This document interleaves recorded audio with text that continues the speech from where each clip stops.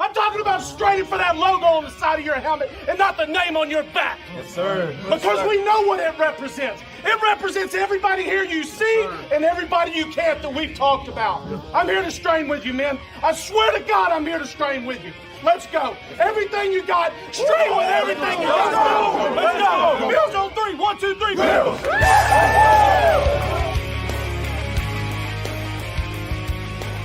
You're listening to the Off Tackle with John Fina show with your host, Joe Miller.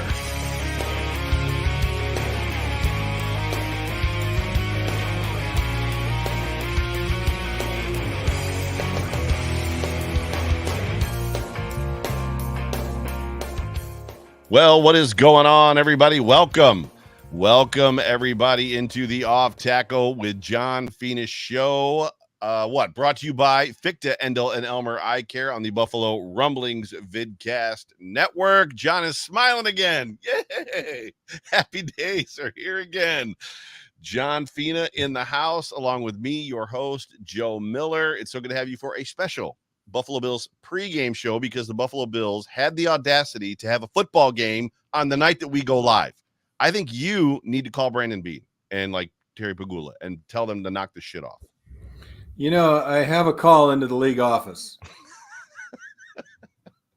As yet, they've not returned my call. Joe, great to be with you. Thank you for helping me through my technical issues. I've had issues all weekend, as you know. I haven't been feeling great. Yes. I've been nursing my youngest son along, too. Yes. My son's Bruins lost. I mean, It's been, crazy. I'm celebrating that I'll be eating solid food instead of Lipton cup of soup. So I'm celebrating with bourbon. So I'm going to be honest. I've got a festive apple cider bourbon cocktail going here, and it's rather large. And the alcohol just hit me, and I'm literally while the show intro was going, it was like ding. I was like, oh, all right, let's do this. Yeah. Mimi wants me to root for FSU now, which I can do because I would never root for ASU. So it seems pretty good. So yeah, I'm celebrating. It's funny that there's OSU, there's ASU, there's never an FU. There's FIU. Where do you go to college? FU. You have to be mean about it. I mean, come on. I was just asking you a question. University of Florida, but I guess UF. That's UF. Yeah. That's right. Not FU. I'm sure there's an FU out there somewhere. Yes, ladies and gentlemen. I've got an FU for you, buddy. Well, dragging me on. I was just about ready to sink into the couch and flip between Sunday Night Football and World War Z with Brad Pitt. And now I'm with you. Well, it's better with me than with the Jets and the Raiders. And the Jets just scored a touchdown, so they're now up 12-3, soon to be 13-3. But welcome everybody into the Off Tackle with John Fina show. It's so good to have you. Everybody that's piling into the chat on a special episode. So this is awkward for me because Sunday night at 9:00 is normally my time.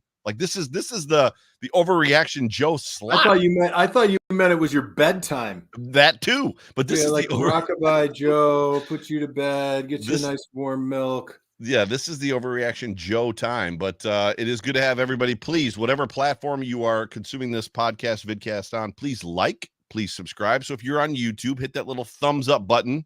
All of you right now, please do that. As well as on Twitter, the X, whatever you want to call it, and Facebook. So good to have every single one of you with us. All of you that have jumped into the chat in the comment section, it's good to have you. Also, we are Super Chat Live. So if you've got a comment or a question for Big John and you'd like to have him answer something specifically, please Super Chat us. We would love to have it. But before we get this thing kicked off, this special episode of the John Fina Show, let's hear from our show sponsor, Ficta, Endel, and Elmer, as I pick who we want to hear from. Let's hear from Bruce today. It's time to say goodbye to the blur and hello to clear vision. Ficta, Endel, and Elmer are the first in Western New York to bring you Zeiss Smile technology. Along with our highly experienced surgeons, we promise an effortless journey to better vision. Gone are the days of fumbling for glasses or struggling with contact lenses. Embrace the freedom of superb sight, because we believe you deserve the world in HD. Visit us online at ficta.com and schedule a consultation. Ficta, Endel, and Elmer. We are focused on you. Yeah, so the Jets were actually called back on a penalty, so they have not scored yet. And apparently I'm having technical issues on my side as well. Are you having trouble hearing me, or is that just YouTube that's having trouble? No, I wish I had trouble hearing you. You're an ass. So what we want to do before we get the show started and we start talking about the Buffalo Bills versus the Denver Broncos on Monday Night Football, today was an interesting day in the NFL. And by that, just some of the results. I don't know if you got to catch the games today or if anybody did. So I'm a big red zone junkie when the Bills aren't playing, especially like the 3 to 4 o'clock, which they call the witching hour. It's just red zone channel just is. I don't know why anybody necessarily needs Sunday ticket unless you live out of town and you don't get your home team's games. But like to be able to watch the red zone channel is freaking amazing. But there were some phenomenal finishes today.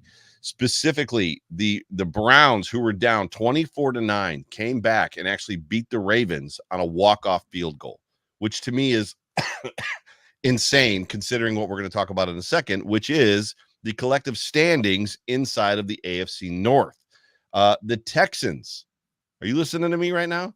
The Texans went into Cincinnati, the stadium where the Buffalo Bills on Sunday Night Football in prime time could not effectively do almost anything on offense. The Texans went in and put up 30 points on the freaking Bengals.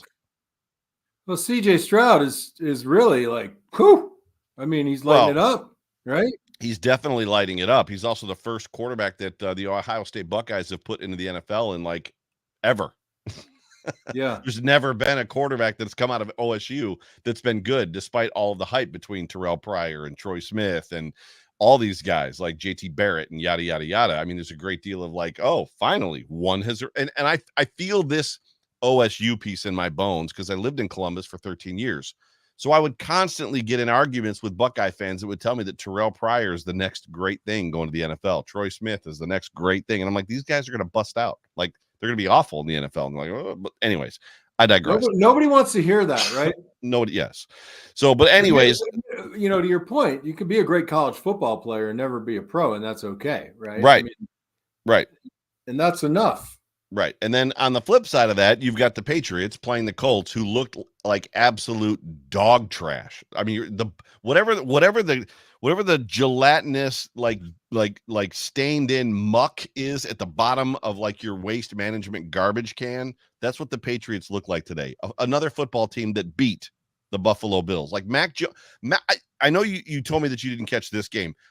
Mac Jones is driving down the field. Okay. For the go-ahead score with about 4 minutes left in the game. He throws an interception, throwing a pass on the 7-yard line, he just shorted the ball, threw it off his back foot. You saw it. Ridiculous. Well, that's not what's important. What's important is the Patriots get the ball back. So they've got 2 minutes left. They're on the 15-yard line, and Mac Jones gets benched. They put in Bailey Zappi. It's like, which, by the way, is a super cool name. That is a cool name. The best quarterback name. But I have never in my life, two things I've never seen in my life. I've never seen a quarterback, a unicorn, three things, three things I've never seen in my life, a unicorn. Number two, I was going to say something else, but I can't say that now. But anyways, stop it, dude. The other thing that I have not seen happen last week, which was a quarterback and a wide receiver not being on the same page, miscommunicating, and the quarterback missing the read, throwing it over his head and getting called for intentional grounding with no rush. I've never seen that before. And then I've never seen a quarterback get benched on a 2-minute drive, like before the 2-minute drive to win the game. Like, can they ever go back to Mac Jones? Can you put that guy back in the game ever? I don't know. It goes back to what we talked about way back when after the draft. If you need a quarterback and the draft class isn't great, you start getting guys because you're afraid you're going to get the 6th guy in the 3rd round. Right. So you turn a 3rd round quarterback into a 1st round quarterback, and now it's even worse because you got Purdy now. So everybody's like quarterback crazy, thinking I'm going to find the diamond in the rough. And it's just, I guess, what do you do? Well, if you need a quarterback, what the hell do you do? You're coming into the draft and you're like, this is not a great draft class. And if you're not willing to give up, the entire farm to trade up to get the one guy or one of 2 guys that you think are actually 1st rounders, then you draft a guy who's not a 1st rounder. Right. And we saw that 2 guys in our division, right? Zach Wilson and Mac Jones. I just don't know where the Patriots go from here. All that to say this, the Bills lost to that football team. Oh my God! Well, think of the teams we've lost. Some very, very good friend of ours had said, well, I just think this team is so close to being like 3-9 or whatever the hell the math is, and I look at it the other way and I'm like, well, we lost, a couple of games that we should have won. We're this close to being 8-3 or whatever the hell the math is. 100%.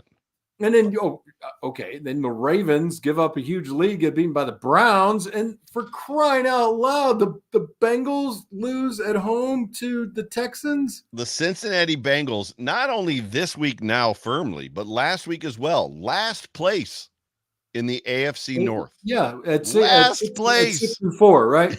I think they're 5. I can tell you right now.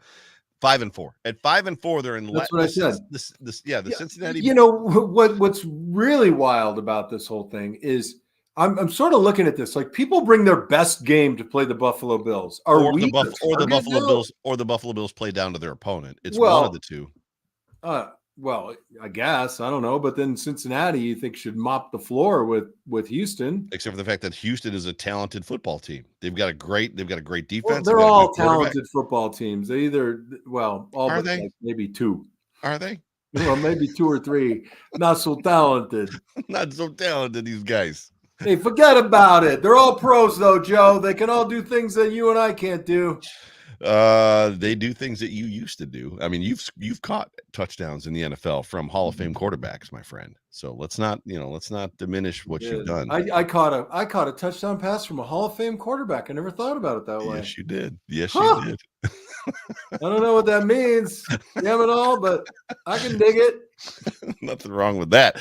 But when you look at the situation and the games that the NFL had a great slate of games today, not necessarily the scheduling, like the scheduling was great, but the games were just good. Sure. There was 4 walk-off field goals today. Yeah, Arizona Cardinals. Yeah, 4 of them. It was great. All that to basically say this, when you look at kind of how it's rounded out and what we're going to do before we talk about this Bills-Denver game, on Monday Night Football, which everybody's probably listening to this that's not live in the chat right now on Monday morning.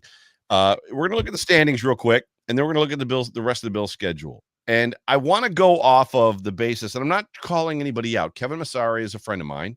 We're fellow content creators. Kevin, you probably don't know Kevin, but he is with Cover One. But Kevin basically he called me out, went after me. So when I see that guy, we're throwing down. Well, he's not as big as you, so I'm kidding. Don't be that guy. That's what our show does, Joe. I don't know. We've been doing this for like 3.5 years. I thought you'd catch on by now. Nope. No catching on. Well. But I want to go through just the standings, and then I want to go through the rest of the Bills schedule because he is convinced, based on simulations and things that like the machines or that calculate playoff chances, that if the Bills go 6-2, they have a 99% chance of making the playoffs. Okay, 6-2 for the rest of the season. 99. That seems like a lot. That seems like a really and if they go 5-3. I'm telling you right now, 6-2 is not 99% because when you look at the Buffalo Bills, first of all, so of their 4 losses, of the 4, all 4 of them are in conference losses. Yeah. So they're losing every tiebreaker. They've got 2 AFC East division losses. So the Buffalo Bills right now are sitting in second place at 5-4. The Jets are playing right now and they're winning, right? So if they win tonight, they'll be 5-4. The Bills, if they lose tomorrow, all bets are off. And then but still 6-2. So 6-2 is the number that we're shooting for, right? So the Bills will be 5-5, firmly in third place in the AFC East. Now the Patriots are a non-factor. What I want to remind everybody is 7 teams. If you can see my hands, 7 teams go to the playoffs. 4 of them are the division winners. Automatic. Doesn't matter what their record is. They could be 3-14. If they're in the lead of their division, they're going to the playoffs. 4 teams automatically off the top. Right now, that's the Dolphins.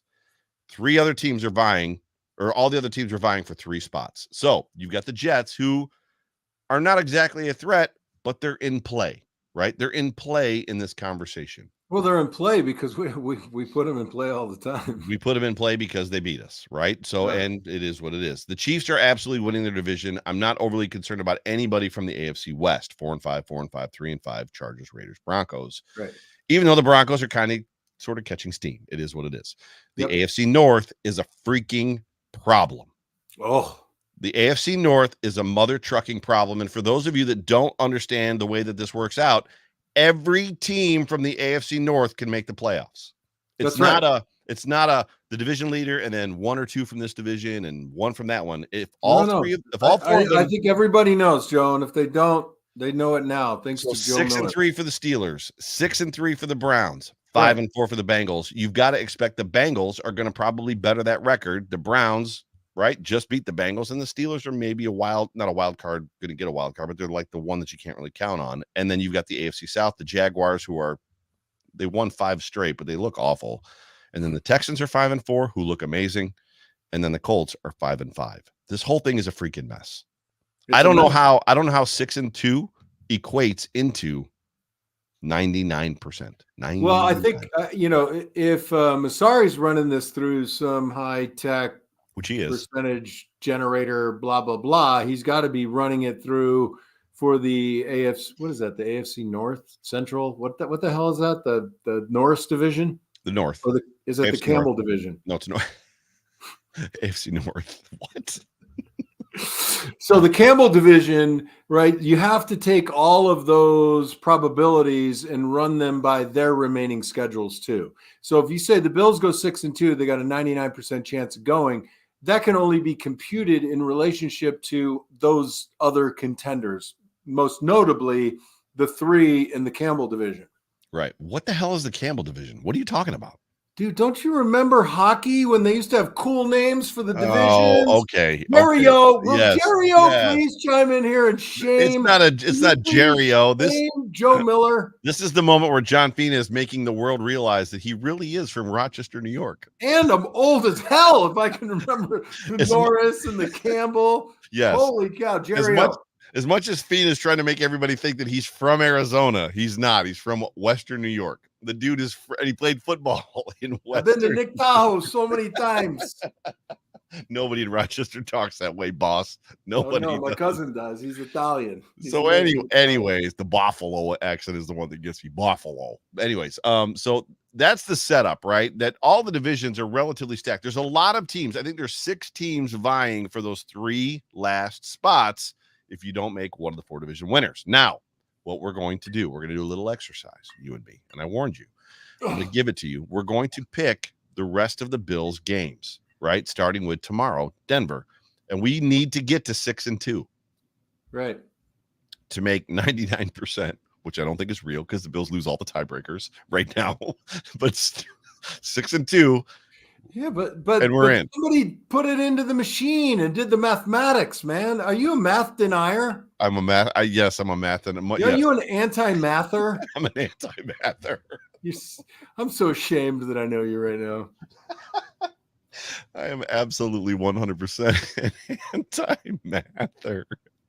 Oh, this is gold television right now. I don't know what you guys are watching. This is way better than that Jets Raiders game that's 9-3 with the Jets. Well, World War Z is on too. So the Buffalo Bills are playing. I'm still dealing with this cough, and I'm flying to freaking Atlanta at 6:00 in the morning tomorrow. The Buffalo Bills are playing the Broncos on Monday Night Football tomorrow night, or today if you're listening to this on Monday morning. We're going to preview this game a little bit, so let's come back to this one. So we'll leave this one out there as kind of a, we'll call it in a second. Next week at 4:25, very odd game start for an East Coast game. 4:25, the Jets are coming to Buffalo. The Buffalo Bills play the Jets. Now, I think the Buffalo Bills are going to be ready for the Jets this time. I've got that. I would expect that to be a W. So I need to get a pen. So, yes. So where are you at on the Bills Jets? Oh, it's a redemption game. Yeah, I call that a W. I have a feeling we're going to be pretty close. So 1-1. So we both got a W there for the Jets game. Right. And then the Buffalo Bills also a 4:25 game start. Dude, did you just exhale like we already won the game? No, I just exhaled because I looked at the next game in dread. Yeah. So the next game is the Buffalo Bills 4:25 going to Philly. Yep. Which the Philadelphia Eagles are not an unbeatable team. They just do a very good job of taking advantage of your mistakes, and they're efficient. everything. It's not like the Buffalo Bills make mistakes, so I'm calling that one a W. They're amazingly efficient on offense, which the Buffalo Bills offense is not. So this game scares the hell out of me. However, we established early, as much as you said, that people bring their A game to the Bills. I believe the Bills play to the level of their opponent. I think the Bills will be ready for this football game. However, I'm going to count this one as an L. I've got the Bills losing to the Eagles next week. Okay. Or in 2 weeks, rather. What do you got?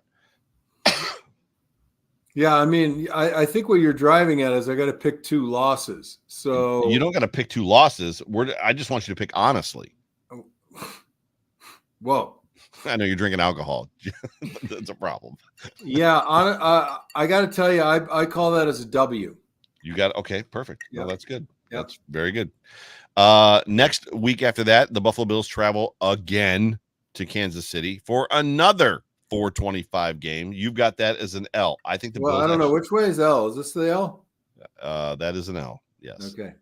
I've got the Bills winning that football game. The Bills have shown that they can win in Kansas City. So I've got the Bills at 2-1. You've got the Bills at 2-1. The next week, the Dallas Cowboys find their way into Ralph Wilson Stadium, Rich Stadium, Highmark Stadium, whatever you want to call it, New Era, for another 4:25 game. 1, 2, 3, 4 4:25 games in a row. The Dallas Cowboys come to Buffalo December 17th, a dome team from Texas in Buffalo. Yeah, I like the 4:25. I don't know why you're so upset about that. I mean, I never liked the 1 o'clock kickoff. I never liked the 7 o'clock kickoff. Right in the middle was good for me. So Really? honestly, I take Buffalo against the Cowboys in Rich Stadium. Thank you. I've also got the Bills beating the Cowboys in that football game. So we're both at 3-1. We've got 3 games to go, and then the Denver Broncos game, which we're going to talk about here in a moment. Then the Buffaloes travel all the way out west for a December 23rd, the day before New Year's Eve, which I think is a Friday night. Is that right? Is December 23rd a Friday night? Isn't Christmas on Sunday this year? Well, I'm looking at the schedule right here. It's the 23rd Saturday, so it's the Saturday. Before, Christmas is a Monday. The day before Christmas Eve. Yeah, Christmas is a Monday. For some reason, I thought Christmas was on Sunday this year. The Buffalo Bills travel to LA. The Los Angeles Chargers lost today in a nobody's going to play defense shootout against the Detroit Lions. Now, I'm not trying to take anything against the Lions because Ben Johnson, their offensive coordinator, is doing wonderfully magical things. If you get a chance to go back and watch any football game from this weekend, John, watch that one. Well, I'm a huge fan of what Detroit's got going on, but they also have probably top 3 offensive line in the entire league. They've got a good offensive line, for sure, and they've got good talent around Jared Goff, who's Amon St. Brown. I totally agree. Yes. So, but the Chargers lost walk-off field goal to Detroit at home. I think the Buffalo Bills go into LA, and I think they beat the Chargers. So I've got the Bills at 4-1 in that football game, or in so far this season. Yeah, that's a tough call. The travel is pretty rough. So that puts Saturday 5 o'clock. That's 8 o'clock Buffalo time. Ooh, that's like playing 11. a Sunday night game with it's 11. It's 11 p.m. our time, is it? No, 8 o'clock Eastern. It's 5. It's 5 o'clock West Pacific. 8 o'clock. 5 p.m. Pacific, right? Yes. Okay, I think. Yes, 100%. Yeah, look, I got to pick another loss. I don't want it to be Miami. That's going to be a tougher game than everybody thinks. I think we edge that one out. So you get a W. Yeah, we get the W. So we're tracking together. And I'm hoping that I'm at that game. Oh, well, if you're going to that game, I would love to go to that game with you. It's going to be a hard sell around the old 6128. You know what I mean? No. What is 6128? Do you have a 4-digit area code? You're 6128. I'm 6153. It's like if you say stuff like that, Mimi is just going to crush us on the bromance thing. So just pump it. Pump it. You said hump it. Pump the brakes. Pump the brakes. Pump the brakes. The next game, December 31st, New Year's Eve, where all of our eyes will be fixed. Not really, because it's our last 1 p.m. game of the season. The Buffalo Bills welcome the New England Patriots into Rich Stadium, Ralph Wilson Stadium, New Era Field, Highmark Stadium. If the Bills don't throttle the Patriots in this football game, I don't even know what to think. I think the most important thing is Jerry and I should coordinate what we're going to make for New Year's dinner. So I'm leaning toward beef bourguignon, but I'll definitely smoke at least 2 ducks for that. That always goes over really well.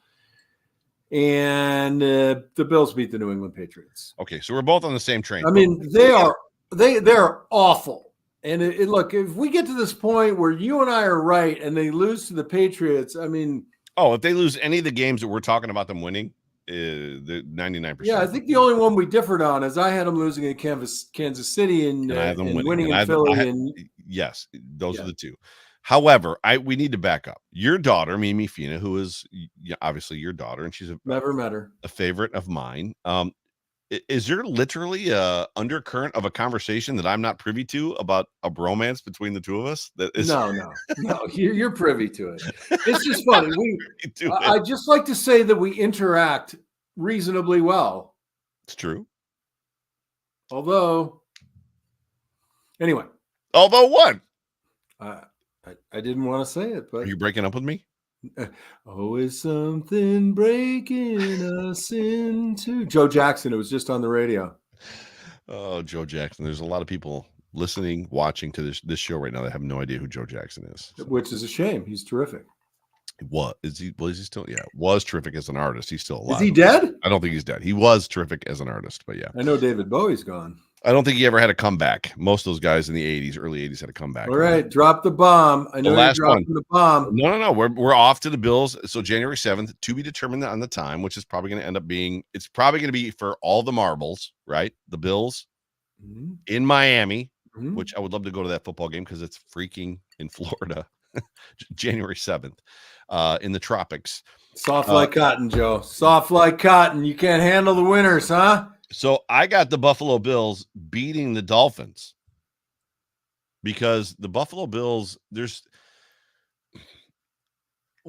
I've tried to bring this up with you in the past as a former Buffalo Bill, as a former player on a team that was incredibly dominant in the NFL. Yeah. But there was always a team or two that had the Bills number even back then. Those two teams were the Chiefs and the Steelers for some reason. And the Cowboys, obviously, but the Chiefs and the Steelers always had the Bills number. I did pretty well against the Chiefs, and I take offense to your statement. Well, yes, when you got there, playoff game with Joe Montana, yada yada yada. Thurman Thomas had a day, yada yada yada. Bruce Smith knocked out Joe Montana. But anyways, my well, I got a story for you on that after hours. You got to ask me about me and Joe Montana in Lower Manhattan. All right, deal. But my point is this: what is it about matchups? What is it about certain teams matching up with other teams where they just seem to have the Bengals have the Bills number, the Bills have the Dolphins number. The Jets kind of have the Bills number. It just kind of is what it is. It's weird, right? It is weird. But I disagree with you. I think the Bills drop this game. I don't think they win. I think they lose to Miami. And I know everybody's like freaking out on me. I just don't. People are unfollowing you on Twitter as we speak. Well, hopefully it's all the porn bots. Because I've had. Get rid of them.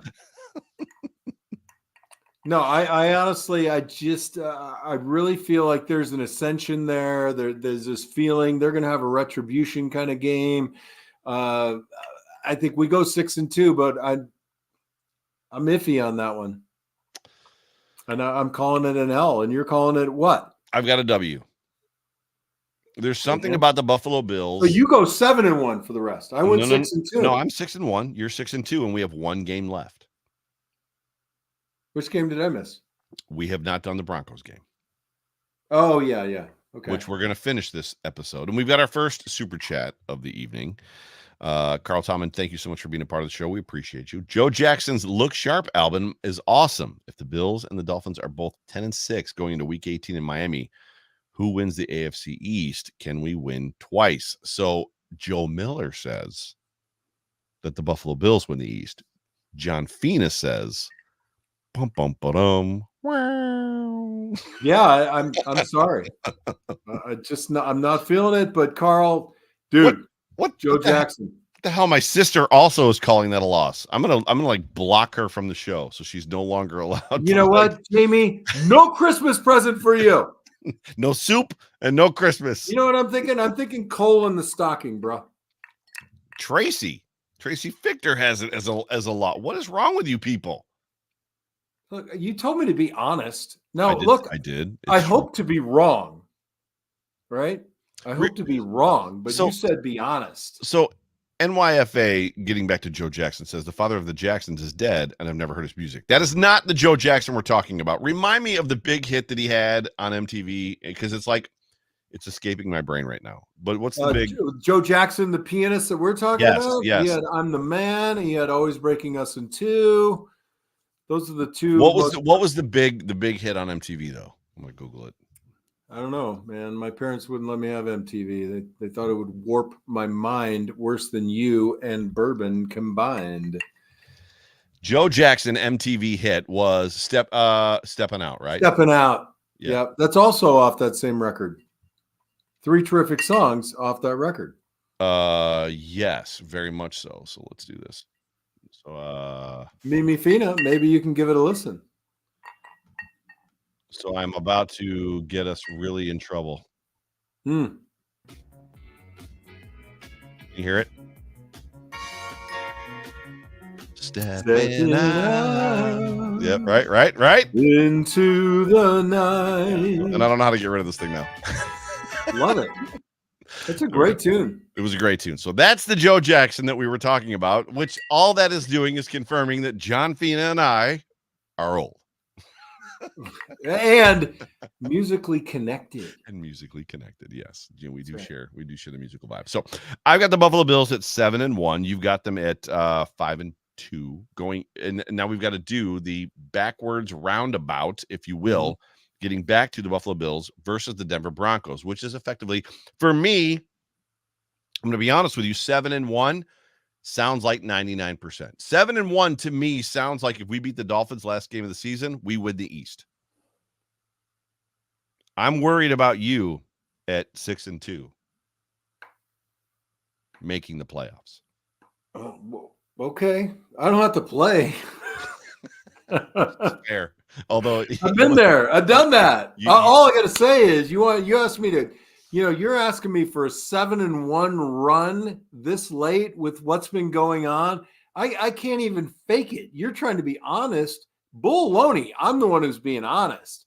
I mean, I think we're lucky if we go 5-3. I just can't figure out what the third loss is. But it's predicted the Broncos. You predicted 5. The Broncos? Oh my gosh! You predicted 6 wins. Oh, you predicted 5 wins so far, and you're telling me that you think they're going to lose 3 games. Now, listen. They beat the Broncos. I'm saying 6-2, but my gut tells me 5-3. The issue you're like, with Pollyanna, 7-1. We got this. We don't have any problems. I look good. I look safety and linebacker, and we can't figure out a running game. I don't know what you're thinking.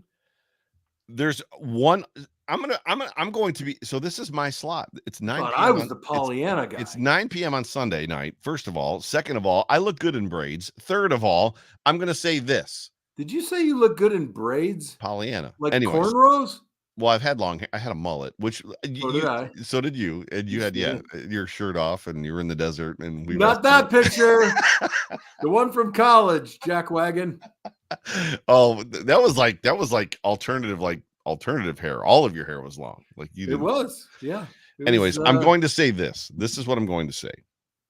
I am going off of the expectation that the Bills are going to figure some way out to turn this around, get this thing going in the right direction. Yeah, Pollyanna. I was sitting on the couch today, Pollyanna. I was sitting on the couch today trying to figure out how to craft a freaking tweet, of which it's impossible to craft. I was more excited about football games weekly during the drought era when the Bills were absolute shit. Like they were a bad football team, hoping that this was the week we were going to figure shit out. It's like No, there's expectation. And I believe in Tyrod Taylor. I believe in Kyle Orton. I believe in Trent Edwards. I believe in whoever's on this football team. This is the week we're going to figure it out. Meanwhile, I now have a football team that is a legitimate Super Bowl contender every single week. And I'm now at the point with what I've seen this year, where I have no desire to watch the football game tomorrow night, because I'm afraid of what I'm going to see. It's a very weird space to be in. Read Mimi Fina's last comment, and that summarizes it. Mimi Fina says it's stressful when we have expectations. Right. But it's so different. And Mimi wasn't around, although there was a picture of you and I believe Mimi on a practice field, like training camp. You've got a picture of her. I think it's your cover picture, right? Of you and Mimi together. I've showed it to Beth. She loves it. When the Buffalo Bills were playing in the 90s, I mother trucking expected you guys to win every week. There was never a doubt. It's like, oh, they're going to go out there and throttle people. Unless it's the Chiefs and the Steelers. Otherwise, I'm going to go out there and throttle people. That's early 90s, because when I got there, I don't think I ever lost to the Chiefs. It was early. You did lose to the Steelers, though. It was early 90s, yes. We did. That was that was Jim Kelly's kryptonite. What was his favorite? The schedule would come out. We're like, oh, I got to go to Pittsburgh. That's going to be an L. Jim Kelly's favorite football team was the Pittsburgh Steelers. I don't disagree that, but it's not about expectations as much as it is so Spence and I have made the joke on our show, the Hump Day Hotline, several times, that this isn't our fault. Josh Allen did this. He set the bar where he set it. And the fact that the offense isn't meeting that bar isn't our fault as fans. It's not our fault that we're disappointed in what you're laughing, which is fine. But every single game when the Buffalo Bills do absolutely dog shit for 3 quarters on offense, and then we as fans come out and complain about it on Twitter, I don't know how that's our fault, because we watched Josh Allen own this league for the better part of 2 years. I don't even know what to say to that, Joe. I mean, Wildest Dreams Land turns into what the hell is happening land. I got an ulcer, Dreams Land, and now you're blaming Josh Allen because your expectations are through the roof. It's not Josh Allen's fault. Doing what you want. We got decimated by injuries, and it's not Josh Allen's fault. Our offensive coordinator needs to go back to nursery school, or he's graduating from Harvard. What's the best part about that last statement, John, is listening to you. And I love Jerry Ostrowski, and I love you, and listening to the content creators inside of Bills Mafia hobbyism, which this is a hobby for both of us, week-to-week league. Those guys get paid over there too. Like all of these fun catchphrases when the Bills were struggling. Really just sounded like a slight. Hang on a second. It's about to be. All of these catchphrases. Gabe Davis is a number 2. Like all of the Ken Dorsey is not the problem. All of this little bit of smoke that was coming out of all of former players, content creators that are not named Joe Miller, that are based on emotionalism. Early on when the Bills were struggling, that was like, don't anybody worry. Like it's not a problem, because those guys like Joe Miller don't know what the hell he's talking about. I don't care about the eye test. It's about statistics, and it's about those guys get paid, and it's about this, and it's about that, and it's not the coaching, it's execution, and yada yada. Whoa. Pump the brakes. Did I ever say to you, did I ever shut you down on one of your concerns? I don't think I ever did. It's not so much. I'm more of a. Let me finish. And now we're at 5-4, and nobody's saying it's a week-to-week league anymore, and nobody's saying that it's about execution anymore, and nobody's saying that it's now all of a sudden it's like, holy shit, we got a problem. Like if the Bills lose to the Broncos tomorrow night, the playoffs are. It's over. The playoffs are a pipe dream. No, it's over. Yeah. So let's talk about this game. Yep. You're gonna love my next comment. I love it. Hit me with it. Hit me with your best shot, Pat Benatar, 1983. I wonder if she and Joe Jackson ever met. No, she was married to her lead guitar player, who was wildly underrated. He was a phenomenal lead guitar player. That's a weird way to say wildly underrated. Like, were there people running amok saying this guy's not great? Everybody from the early 80s is like, Eddie Van Halen is the guy because he invented finger tapping. Meanwhile, Brian May from Queen was finger tapping in the late 70s. I'll tell you, I met Eddie Van Halen at a Jim Kelly That golf is not true. That is true? I actually was in a golf cart with him for, I think I only lasted 16 holes because that guy at 5'3" drank more alcohol in a 3-hour span that I could do in 30 hours. Mind blown. My mind is blown. I haven't told you about Eddie Van Halen's story? Never. This is amazing. Wow. This is amazing. Holy cow. So now you've got 2 stories to tell me. Yeah. I can't even remember the other one. You're going to give me your Denver Broncos prediction. Yeah, well, we're going to win this game, but you're not going to like what I'm going to have to say. And you got Micah Hyde down, right? Micah Hyde's out. And Christian Benford. And Christian Benford. And I think Terrell Bernard is still, I don't think he's going to play. He's going to play, okay. He's going to play. You're not going to like what I'm going to have to say because I think they're going to have to control the ball a little bit. We're going to have to keep the defense off the field a little bit. Denver has weapons. Yes. Now, they don't throw to their tight ends a lot, but they throw to their wide receivers, and they got good wide receivers. Russell Wilson is running the ball particularly well right now, and our front four need to track him very well, right? But we need – I'd love, every time 3 plays and a touchdown, but in this game, I think we need 7 plays and a touchdown. And whether you want – we got to balance between muddle huddle and no huddle. We have to have a little bit of up tempo, but be judicious occasionally, slow it down when the time is right. I know you don't like it, but we're hurting a little bit on defense, and that they're thinking about that at one Bills drive. If you're hurting on defense, why wouldn't you go out there with the only objective other than to score 50 freaking points? Because it's the same thing that you brought up last week, the concern that you run 3 plays and you're punting in 41 seconds. And when they're trying to score 50 points, they never run 3 points and punt or 3 plays and punt. It never happens. I'm just telling you, 4-minute drives for a touchdown, not trying to squeak it in a minute and a half and then punting. I tweeted that I need the Buffalo Bills to win. It's Xing. You X'd it. I X'd the Buffalo Bills need to win this football game because I'm exhausted.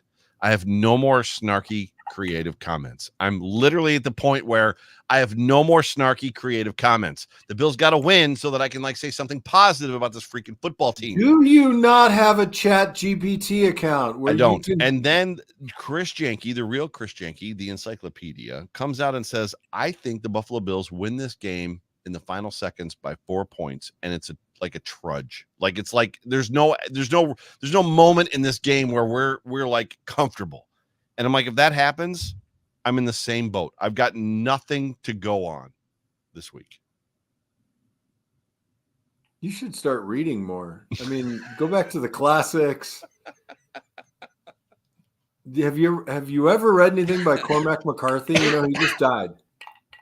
And he's got an incredible compendium of work. You should dig into that. No, look, I'm with you, man. I mean, this team, from the last game last season to today, it is just, I don't want to say stomach turning is not the expression I'm looking for, but it's like in between exhilaration and nausea in the feelings that you have and whatever you want to X out there. And that's why I've just been, as far as Bills content goes, I just haven't been contributing because I'm like you, I'm paralyzed. I'm like, I don't even know what to say.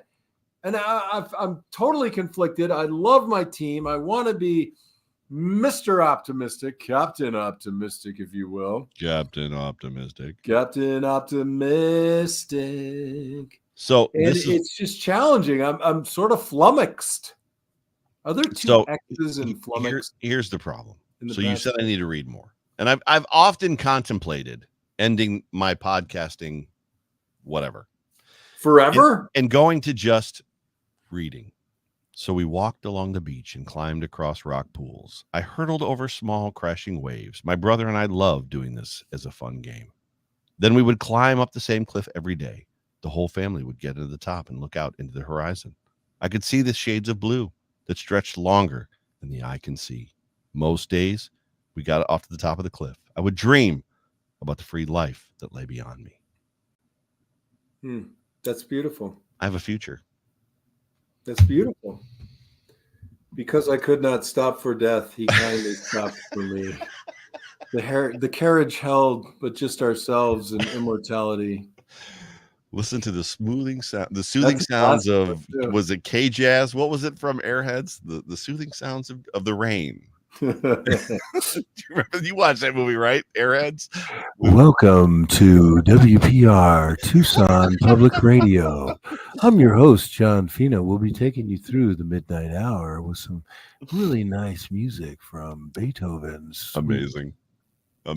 This has been amazing. This is the best show we've ever. This is like Emmy worthy. This show. But everybody in the comments is vomiting.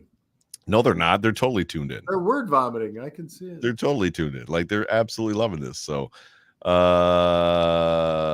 time I'm on with you, I'm more vexed than the last time I thought about the Buffalo Bills. Thank God I've been sick for 2.5 days because I haven't been able to give it that much thought.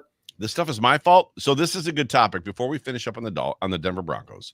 Yeah. Sal asks, John, please answer. Does anything good happen for coaches with a players-only meeting? And I will preface it with this. Many national media guys have come out this week and said basically what happens after a players-only meeting is the head coach gets fired.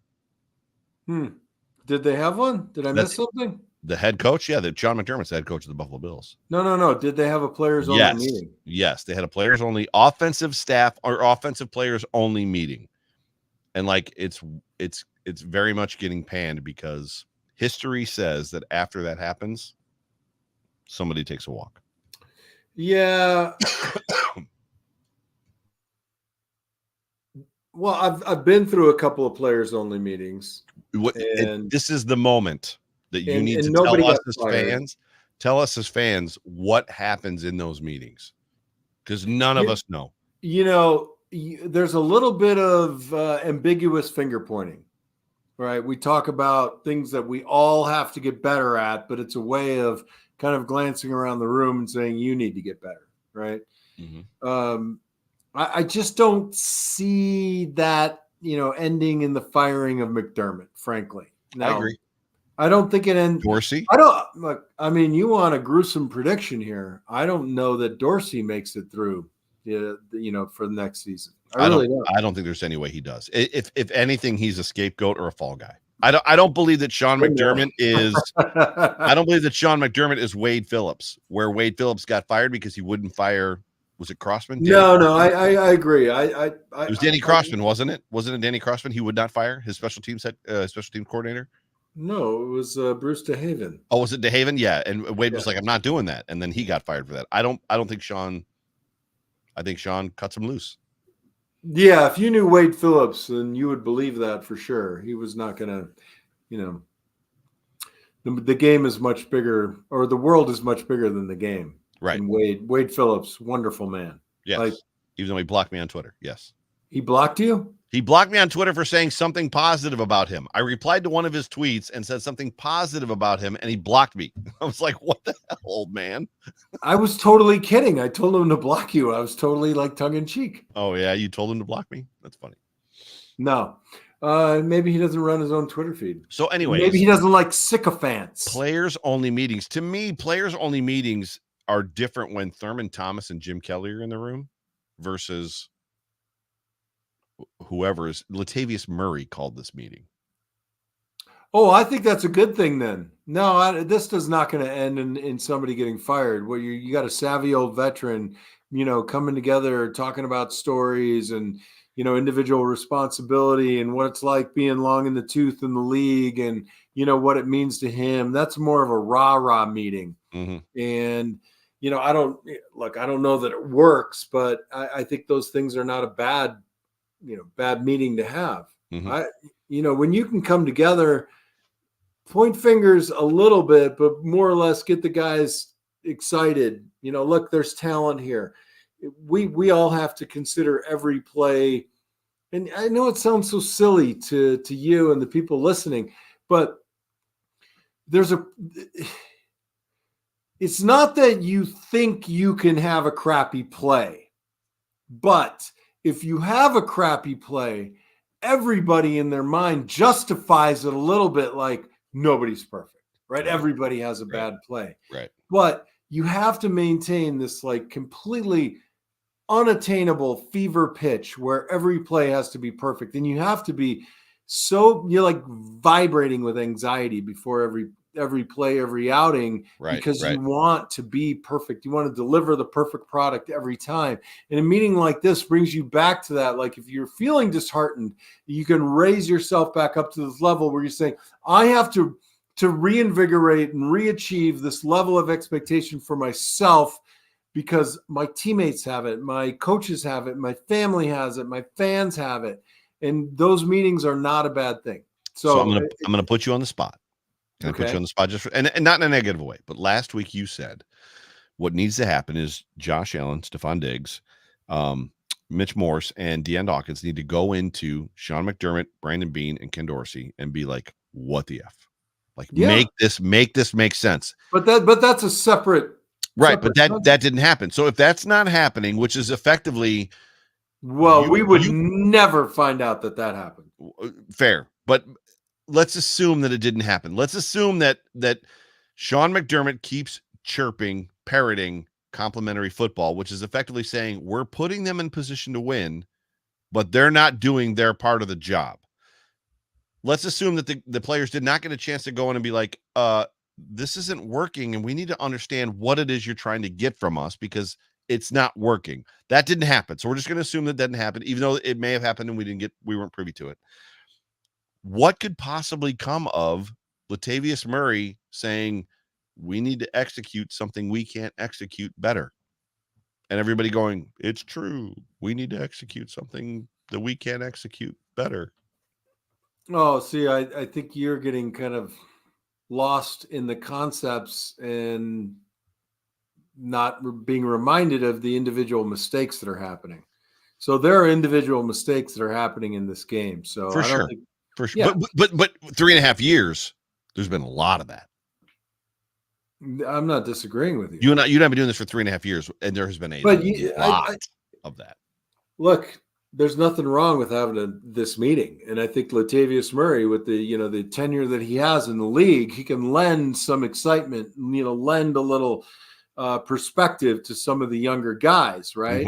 Everybody, it's the everybody needs to step up speech. It's the everybody needs to, deliver for your teammate, your family, your coaching staff, your fans, right? And ultimately make the playoffs by hook or by crook and go deep. And, a lot of these speeches are, I've been on these teams where you have this moment and you transcend the moment and you pick up steam and good things start happening. But, you have to have the belief and the will to make good things happen, and luck happens to people.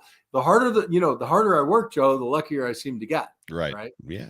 It's so weird how that happens. It's weird how that happens. So I don't really make anything of this. What have you seen come out of players only meetings? That's probably the most important question we as fans, because that's what we are. We are not former players like you. We as fans would ask, what should I expect to see tomorrow against the Broncos? Well, you're gonna see the same game plan. But what you're hoping is the execution is a little bit better, right? So this is the part that gets me, because but I don't know what you think should happen. Like you're supposed to see like a 16-0 team step on. No, for sure, absolutely not. But there's this grandiose. So as much as every coach, media player, or media personality, real media personality, and former player says that, what do you expect? 16-0, we never lose, and the other team never scores a point. There's also this, as much as that's a fair thing that you guys always say, you also always say, which is equally ambiguous, which is, well, they didn't execute. No, this meeting is a call for execution. Wait, let me finish. Okay. And what gets lost in that conversation, which is the reason that I started my podcast in 2019, was there were content creators out there saying, well, the Bills just didn't execute.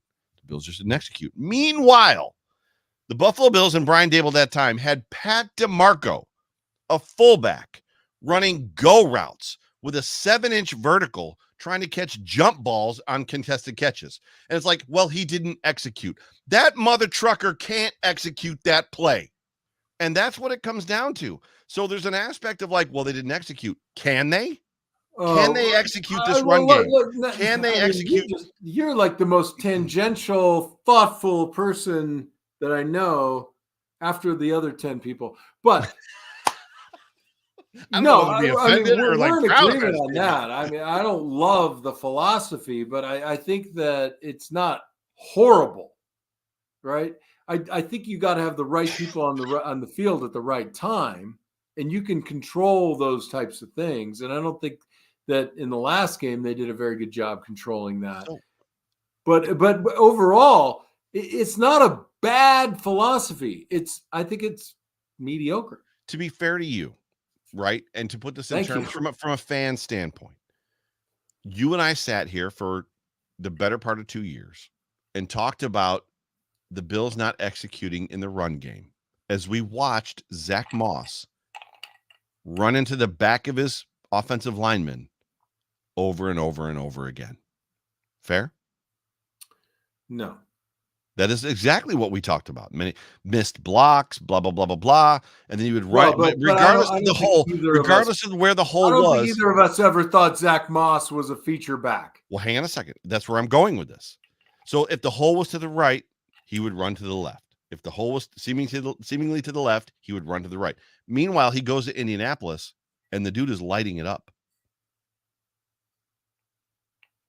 So where is the execution? Did he not execute properly, or did they try to get him to execute something he can't execute? I think that schematically guys find where they belong, or they don't, and then they don't end up playing well. But I mean, James Cook is thriving in this offense, and I don't think there's a huge change in the running game. 100%. So he can execute what they want him to execute, right? Yeah, I mean that's a possibility. You always you look at the end of the season, you're like, okay, we're 4 positions away, or we're 6 positions away, right? Or we're using this guy in the wrong way. Devin Singletary had a game today. He had 30 touches. Devin Singletary had a game today. 30 touches. He didn't have 30 touches in 4 games when he was a Buffalo Bill. Yeah, he did. Yeah, But he was a much better option for us than Zach Moss. As 100%. Much as I loved him in college, although I hated Utah. Always comes back to college. All right, let's wrap this up. You're disconnected from college because you never go to a UB or Buff State game. Next time I come in the fall, you and I are going to either go to a UB or Buff State game. Let's go. Let's do it. Dude, I will pay for your flight to come hang out with me. We still got to come down and see you and the wife. Me and my wife need to come down and hang out with you and your wife. Like that still has not happened. We have an open tent policy. I know. Yes, I'll bring my own tent. You're covering your mouth because you're smiling so big. Let's wrap this up. So we've got about a minute and a half before the show's over. So we agree that they're going to beat the Denver Broncos. You were asking me if some wild offensive team meeting is going to mean something. And my answer is yes, it will. Will it be entirely perceptible by play-by-play in the game tomorrow? No. I think, I think Spencer Brown has disappeared as an emotional leader of the offensive line. He needs to come back. I think we need a little bit more emotion on this team, and it's lacking on the defensive side of the ball. Although they've been playing well, I want to see more celebratory moments. And I think we beat the Denver Broncos. We finish out 6-2. You say 7-1. 7-1 is what I got. Yeah. Yeah. It's not impossible, but I think we both have a shadow of doubt as to whether or not the Bills can accomplish even 6-2. Yeah. Because of what we watched. So for me, this football game, the Denver Broncos game specifically, Cortland Sutton, Jerry Jeudy. We're going to be missing Christian Benford. We're going to be missing Micah Hyde. So Taylor Rapp is going to play. You got to expect DeMar Hamlin to be active, but it's going to be Rapp and more than likely Jordan Poyer, obviously as the safeties. Dane Jackson, Rasul Douglas are going to be the corners, which frankly Rasul Douglas is better than Christian Benford, right? I mean, the Bills made a trade for this guy. I think the Bills can win this football game. Javonte Williams, their running back, doesn't scare me as much. No, but their defense, they got 3 pass rushers that are young. And, between Cooper, Allen, and I'm blanking on his name. I want to say Nabokov, but that's the author of the book that. So can the Bills block them up? And you got to hope that they're going to be able to block them up. I think the Buffalo Bills win this game. Now, score prediction. What do you have for a score prediction? 1 more than them. 1. Just you're like you were the guy that's got me sitting on the couch sweating, hating life. I just, I don't care what the score is as long as we have 1 more than they do in the end. But if you want to pin me down to this, I think it's going to be 31-14 Buffalo Bills. That's not 1 point. That's a lot. I like that. No, I know. I like that. I would go with that. I think that Russell Wilson can be forced into some bad mistakes. That's right. The biggest concern I have going into this game, even before leading into this show, Sean Payton is a good football coach. And as much as I like Sean McDermott, and I do, I feel like the coaching teeter-totter is weighted in his favor. Fair? Unfair? Yeah. I mean, that really only comes from the head coaching level. That really only comes into play when the game is tight, in my opinion. Agreed. Unless it just depends on how much you have to do with the planning of the game, right? So Right. Awesome. Well, you've got, would you say 30 what to 3 or 30 what to 14? 31 to 14?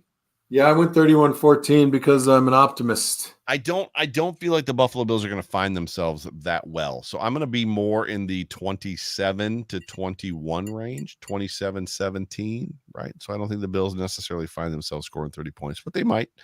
So, but I do have the Bills winning this football game as well. So, ladies and gentlemen, you have been tuned into the Off Tackle with John Fina show, brought to you by Fichte, Endel, and Elmer Eye Care on the Buffalo Rumblings Vidcast Network. My name is Joe Miller. That's John Fina. John, any final words before I get us out of here? I honestly thought this was going to be a very short podcast, but you took me down the rabbit hole, Joe Miller, and I'm angry and a little regretful. But in the long run, you know me, Joe. You know what I say. Go Bills. It is absolutely go Bills. But the hard part about this is the fact that I was like, we're going to be out of here in 30 minutes. And then I get to talking with you, and I love our conversations. And for me to be a fan, I feel like I represent all the fans. And we want to know what the player's perspective is. And you have a wildly unique perspective that isn't being given to anybody else other than Jerry. Both on Buffalo Rumblings, you guys are the only two providing that perspective. It's amazing. And thank you. I don't know that I've said that enough. Thank you. To you and Jerry both. Thank you for the perspective. It's just fun, Joe. And, you bring out the worst in the best in me. And I have a good time. I make it up as I go while I'm searching deep into my gray matter for what I actually think, and you're conflicted. You always say oh, you guys say this, you say that, you say this. And all of it's true, but it's not always true at the same time, right? Different things, different feelings for different circumstances. And it's just like being a player. You're up here, and in the next week you're lower than whale. And the peaks and valleys to this thing is like life. I think everybody wants to be a fan of the Buffalo Bills or the Miami Dolphins or the San Diego Chargers, and you want some sort of consistency. You want something in your life to be, just rock solid. Yes. But you're looking at the wrong damn thing because it's the same as it is for me as a player as it is for you as a fan. And, you you just gotta like take a deep breath and find your chi and do whatever symbol you learn from your, whatever yoga instructor you got is downward dog, walk upward like an lunacy. Egyptian. You just gotta have another bourbon is the only solution. And if you don't drink, then maybe it's the magic herb, but I don't know, man. It's a wild ride, and I'm trying to make sense of it just like you. And I can't believe you roped me into another 3 minutes of this show. You did this. You monologued yourself. You got me monologuing. For John Fina, for all of Buffalo Rumblings, this has been a fun show, John. Thank you. Go Bills. Go Bills. Go Bills.